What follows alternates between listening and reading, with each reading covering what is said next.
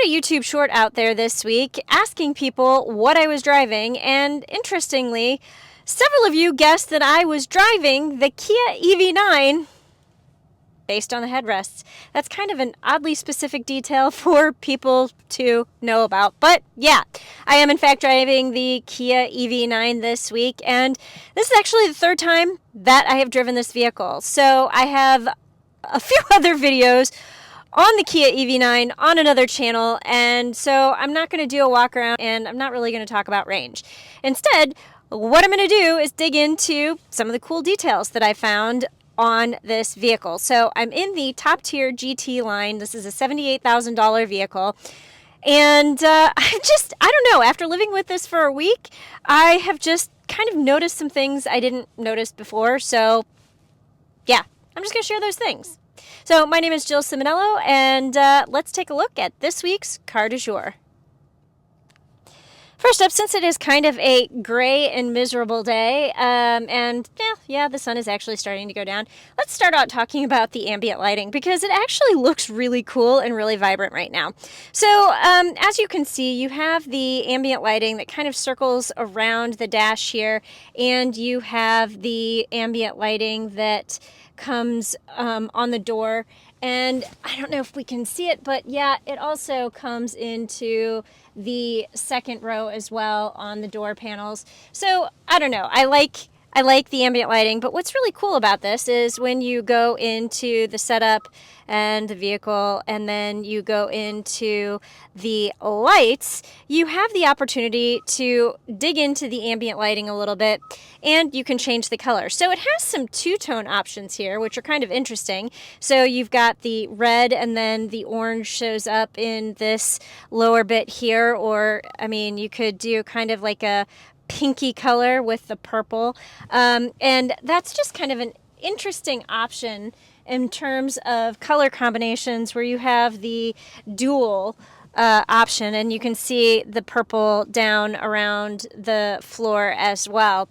Now you also have some single color options, and if you really wanted to, you could go in and completely customize your color, and I think that's kind of cool.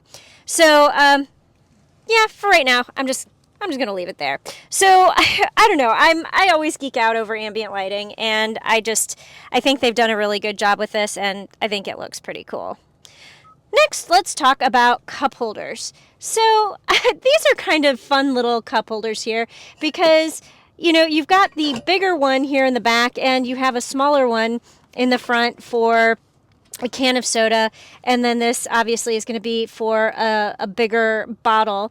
But when you take them out and say you would like to use this for storage space instead of a cup holder, you can kind of move that around, and yeah, okay, we'll take the can out as well, and you can again push this around, and then you can store stuff in here, keys, whatever you would like to put in there, and then you can close it up.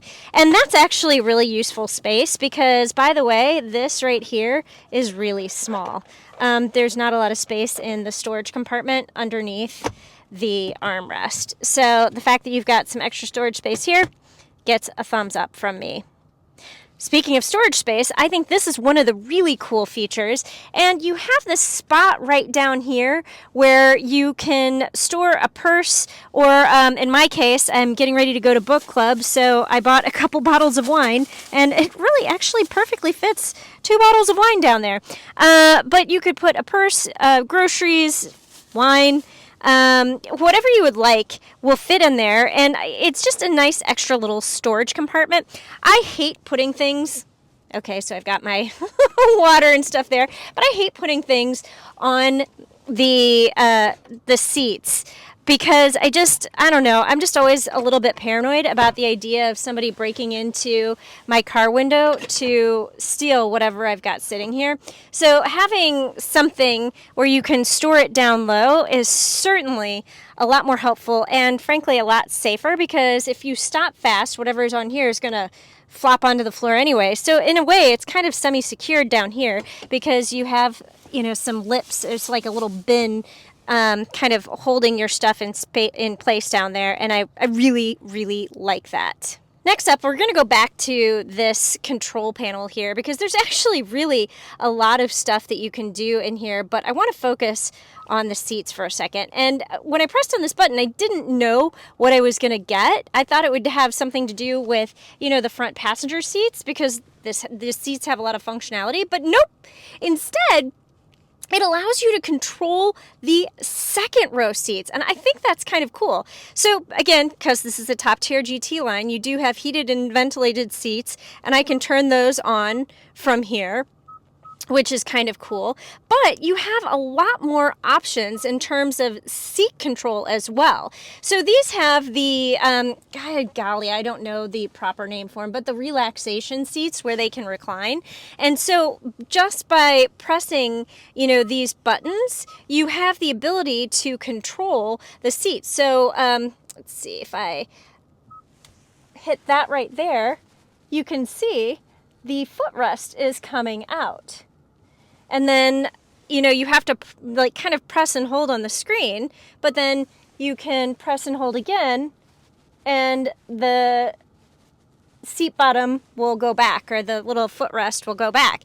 But you can control the cushion tilt, so tilting the seat up or down. You can recline the seat back, and you can move the seat forward and back all from the driver's seat. And I'm sure parents will find that very helpful for maybe younger children who can't adjust the seat themselves or won't adjust the seat themselves or whatever. But at any rate, I like the idea of having the seat controls in the driver's seat, which means you don't have to move to deal with it.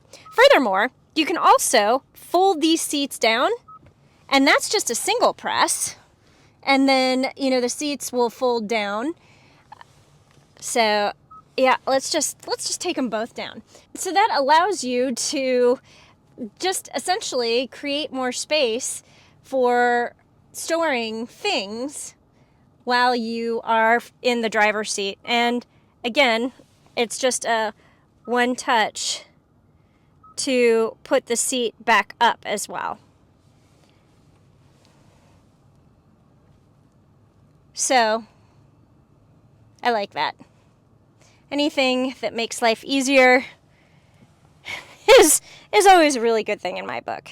Also, speaking of seats, I'm going to point out this has some really good stuff for the driver.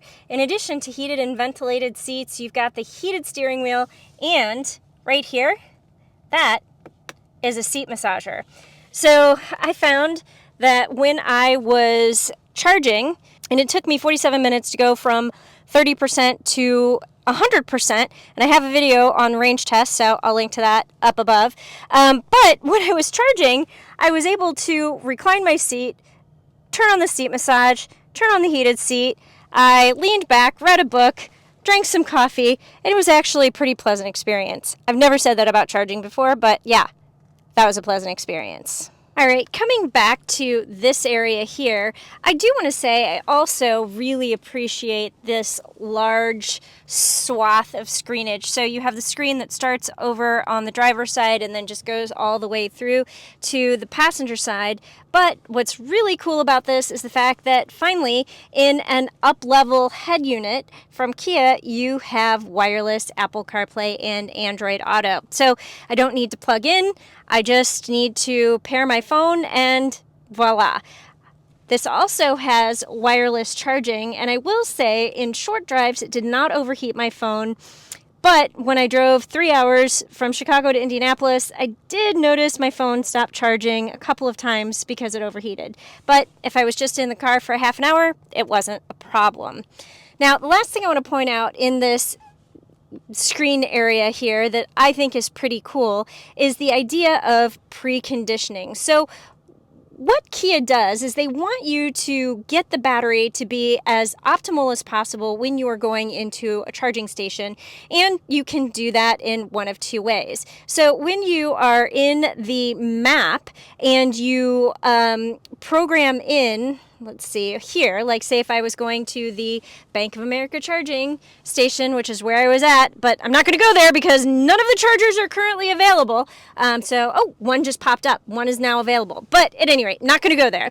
However, if you know where the charging station is, I know where this is, I don't need directions there, you can actually go into your EV area and then you can hit activate for battery preconditioning, and you will notice here behind the wheel, bring that a little bit closer, you can see it's got these little wavy lines there, and that means it is actively preconditioning the battery. So if I come back over here and unclick that, you see the wavy lines go away.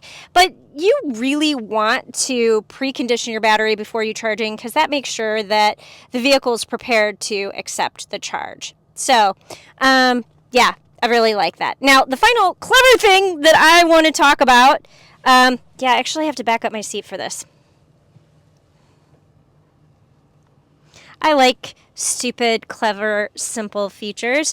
And you will notice on the gas and brake, you have a plus and a minus. That just cracks me up. I've never noticed that before. This is literally the third time I've driven this vehicle, and I've driven the GT line vehicle every single time. So I'm assuming every vehicle I've had has had this. And yeah, I just noticed it. But it just makes me laugh, and I like it. So yeah, that is just a really quick look at some of the cool and clever features on the Kia EV9.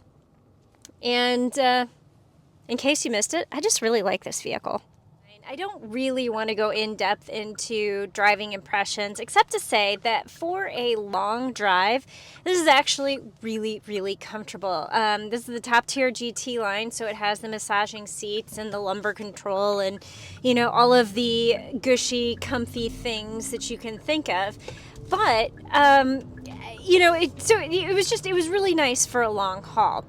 Now, a couple of other things that I would like to point out after driving this for a week and then taking a road trip. I'm starting to get more used to driving an electric vehicle over a long period, which means I'm starting to get less freaked out about range anxiety.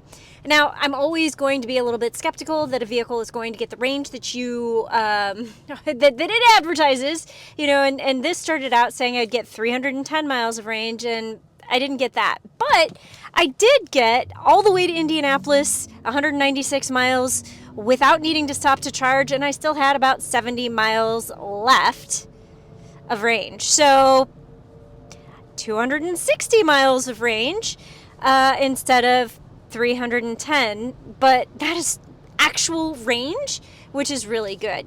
Now, the other thing that I will point out with this vehicle is I actually had a really good experience charging this vehicle, and this is probably the first time that I've had a good experience charging. First up, because I didn't have to wait for chargers, but also because the charging actually worked the way it was supposed to work.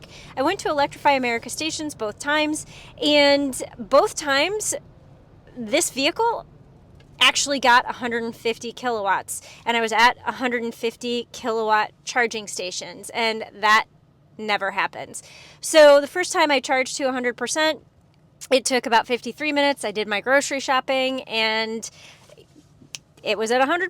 Then this morning I charged again, and it took 47 minutes, and that was going from 30% up to 100%. So I thought that was pretty good, especially because this can accept more of a charge than what it did, but it still moved pretty swiftly and seamlessly. And you know, I just, like, a lot of times I only get 80 kilowatts of power, or there's just weird laggy things that happen when I'm trying to charge, and this was actually a pleasant experience. Plus, you have these relax and recline seats, so I was able to, like, prop up my feet, turn on the massaging seat, and read a book, drink my morning coffee. So, comfortable for the long haul, range that is actually significant, at least 260, 270 miles of actual range. But I will say that is in like the optimal conditions. So it was about 60, 70 degrees while I was driving the vehicle over the long haul, but still 70 miles an hour,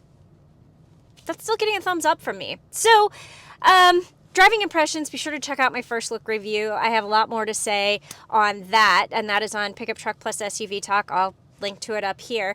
But other than that, I mean, I just really enjoy the Kia EV9, and I can see why it's winning all of the awards, from World Car of the Year to the North American Car of the Year jury, the Women's World Car of the Year, and I'm on 2 of those juries, and I voted for this vehicle both times.